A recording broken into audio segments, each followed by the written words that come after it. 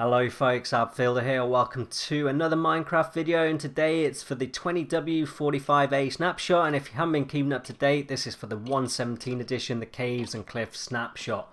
So I'm really looking forward to getting my hands on this. As you can see, I've already been having a play around with some of the new blocks, and I just wanted to do a quick kind of tour of the new features that are in this snapshot and show you what they're looking like. So let's jump right in. So the first feature I wanted to show you, one that I wasn't really expecting, is that Shulkers, if they shoot another Shulker, can now randomly spawn a brand new Shulker. So we've got two Shulkers here, and I'm just trying to get them to shoot each other, which is a little bit annoying, a little bit tricky.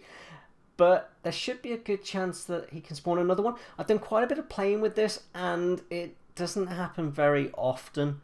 I think at the moment, I don't know what the odds are. It seems a little bit more likely that in that case he's going to kill the other one before he creates the brand new one. So that is okay. It's not great. So that's interesting. So this seems to be the best way to get them angry and keep myself fairly safe, so I can keep them shooting at each other. So we'll see how that goes. So I've just skipped ahead a little bit in my footage, and he says, and there we go. There's a third shulker on the right hand side of the screen that has now spawned. So that is an interesting mechanic. The very next thing I quickly want to show you is that the shulker box icon has been updated. That's a brand new icon as far as I remember. Looks quite cool. Okay, then into the next feature, which is the bundle. Now I'm not entirely sure how you craft the bundle. I couldn't figure that out. A bundle will hold up to a stack of stackable items. So you could have like 32 of these enchanted apples and 32 of the wooden planks or the birch logs in, like I've done there. Only seems to hold one non-stackable item. So if I put a sword in, that is full. I could put a mixture of leather, apples and logs in there. So if you've got a little bit of messy inventory as you wander around in the world with lots of random little stackable items in, that may be useful. I'm not sure how much I would use that feature. So I think one to keep an eye on, and maybe some people will come up with some better usage scenarios for that. I think for me, I probably just won't use it that much. Okay, anyway folks, let's jump into the next feature. And the next feature is candles. Now these are really cool. I really like these candles. So they have the 16 colours, I think, and they said a non-coloured one. And I've just got a sort of subset of these here. What would be really cool is if you could mix these. You can have between 1 and 4 candles in a block. So 1, 2, 3 and 4. But they have to be the same colour. But I really like them. They're really cool. I think they're going to add some cool decorative light to builds, make builds more interesting. I think it's a feature people have wanted for a little while. Again, with these, didn't seem to find out a way to craft them. I don't know with the candles if that's maybe the honeycomb possibly. Don't know, but it's really cool. You like them with the flint and steel, and as I said, I think they're a cool decorative feature. Next on my list is that cauldrons can now be filled with lava, and they will take a signal output as well when full. Again, I'm not 100% sure what the usage scenario would be beyond decorative for me, but I'm not the most technical of Minecraft players, so I'm sure some people will come up with some really cool ideas using this feature. But it does look cool, and I think it will look cool in builds as well, so that's another nice change. Next up, we have the copper blocks and their various variants. As you can see in front of us, the blocks, the bricks, the stairs and the slabs. And their weathered variants, so the brand new, the semi-weathered, I think it's called, heavily weathered and completely weathered or something along those lines.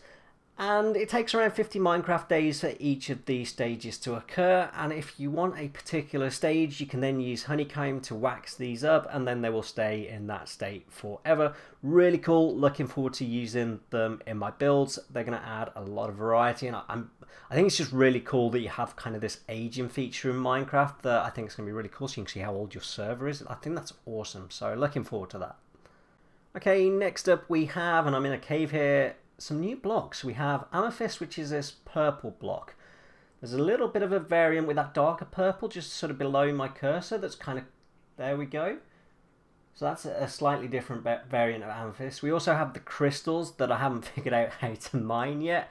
And then we also have the 2 new blocks on the left. Now I think amethyst crystals will be used for tinted glass that we'll talk about later.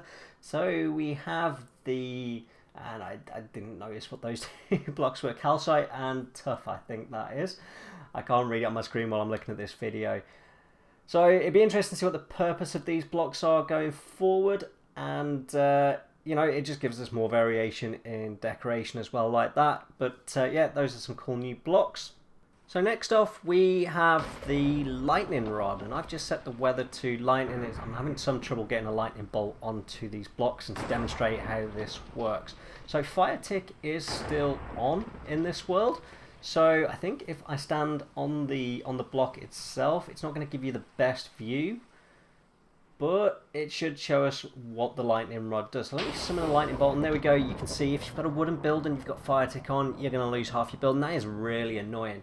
If, however, you put a lightning rod on top of your build, and let's summon it in, there we go, it is protected. Now the one thing I haven't tested here, and I will do in a future snapshot release video, is how far that lightning rod will protect your build. I need to do a lot more testing with that. It's a little bit tricky because the lightning isn't coming down quick enough for me to release this video, but there we go, we can see how it works in principle. Okay, and next up then we have the Spyglass.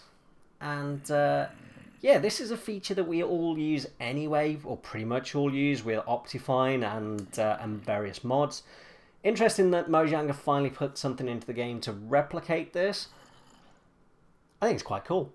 I like that it doesn't kind of have that swaying feeling that you get. It's very crisp, and that's quite cool. Works very well. And yeah, I think I actually might end up using this instead of adding to the base game with mods like I normally do, because it feels a little bit better, a little bit less cheaty. It makes more sense, so that's quite cool.